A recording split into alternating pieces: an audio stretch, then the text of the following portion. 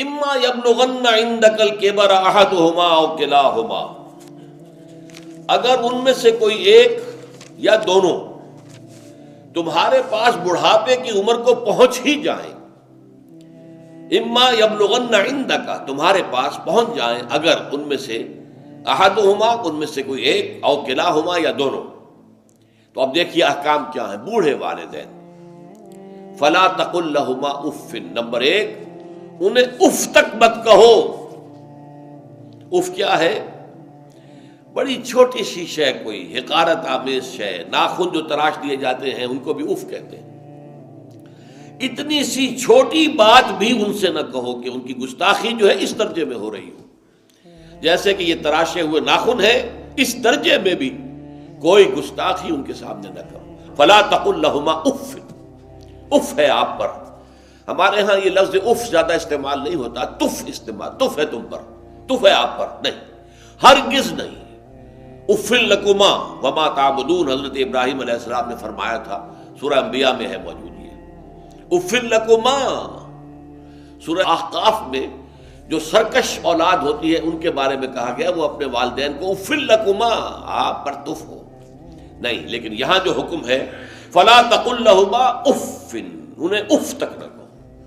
Number دو ولا تنہرہما، کبھی انہیں جھڑکنا مت.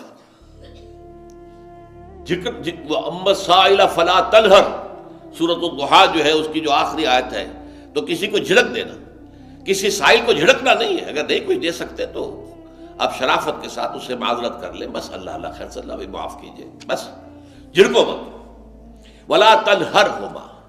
نمبر تین وقل لہما قولا کریما، ان کے ساتھ گفتگو کرو بڑے ادب کے ساتھ، ان کا احترام ملحوظ رکھتے ہوئے بات کرو. لیکن یہ ہے کہ اس کے اندر احترام ملحوظ ہونا چاہیے، ادب ملحوظ رہنا چاہیے. ایسا نہ ہو کہ ان کے دل کو ٹھیس لگے. یہی ہے وہ جو بچہ سا تھا ہماری گود میں کھیلتا تھا، اس کی نجاستیں ہم صاف کرتے تھے، اس کو دودھ ہم پلاتے تھے، اس کو چلنا ہم نے انگلی پکڑ پکڑ کر. آج کل تو خیر اور بہت سی چیزیں ایجاد ہو گئی ہیں، واکرز ہیں اور کیا کیا ہے، لیکن پہلے کیا ہوتا تھا؟ والدین ہی انگلی پکڑ کر چلایا کرتے تھے اور چلانا سکھاتے تھے. آج یہ سینہ تان کر بات کر رہا ہے ہم سے.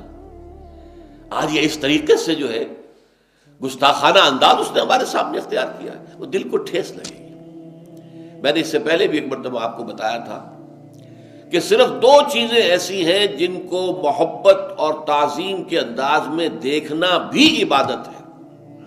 محض دیکھنا اور کچھ نہیں کر رہے آپ. ایک خانہ کعبہ، محبت بھرے انداز میں آپ بیٹھے ہوئے ہیں، صرف نہ آپ طواف کر رہے ہیں، طواف کریں گے تو اور ثواب ہوگا. آپ بیٹھے ہیں صرف اور دیکھ رہے ہیں، اور اس کے اندر احترام ہے، تعظیم ہے. اللہم زد بیتک ھذا تشریفا و تکریما و تعظیما. آج کل جو لوگ، اب تو خیر ٹھیک ہے بات وہاں سے آگے نکل گئی ہے، مینا میں پہنچ گئے ہوں گے لوگ، کل تو حج ہو جائے گا انشاءاللہ.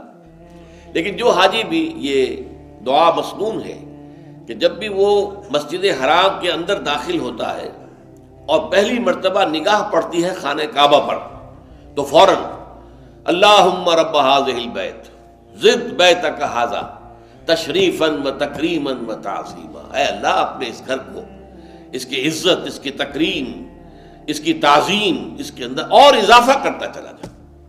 تو یہ انسان اگر صرف خانہ کعبہ کو بیٹھ کر دیکھتا رہے تب بھی عبادت ہے، ثواب ہے. اور اسی طرح بوڑھے والدین کو محبت بھری نگاہ سے دیکھنا، یہ بھی موجب ثواب ہے کہ دل جو ہے ان کو کہیں کوئی آئینہ قلب جو ہے ان کے احساسات کو ٹھیس نہ پہنچے، اس کا لحاظ رکھنا. اما یبلغن عندک الکبر احدہما او کلاہما فلا تقل لہما اف ولا تنہرہما وقل لہما قولا کریما واخفض لہما جناح الذل من الرحمہ.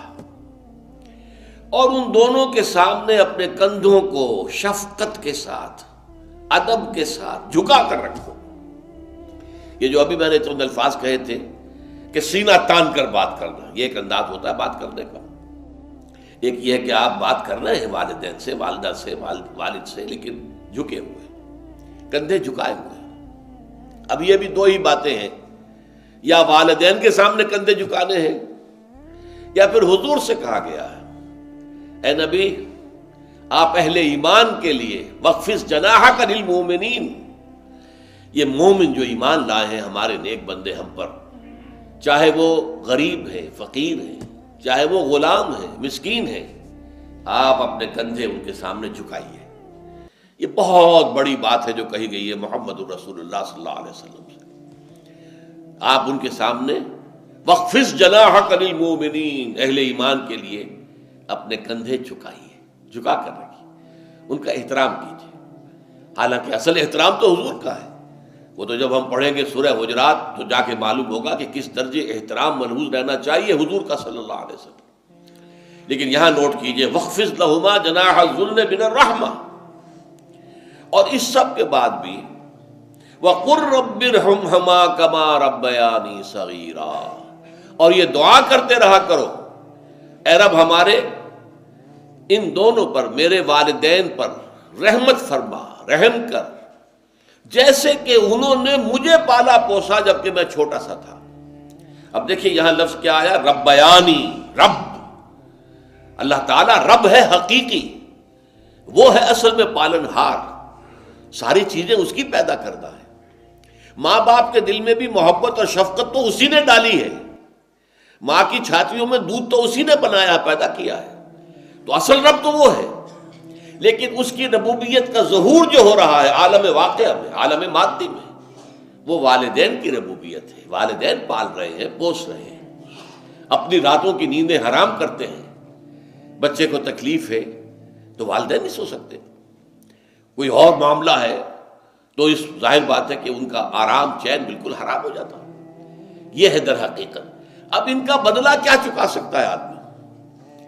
میں نے بار عرض کیا ہے کہ شکر جو ہے وہ شکر کا تقاضا یہ ہے کہ انسان حق ادا کرنے کی کوشش کرے۔ حل جزاء الاحسان الا الاحسان، کسی نے آپ کے ساتھ بھلائی کی ہے تو آپ کو بھی اس کے ساتھ بھلائی کرنی چاہیے۔ لیکن والدین نے جو بھلائی تمہارے ساتھ کی ہے تم اس کا بدلہ کیا دے سکتے ہو؟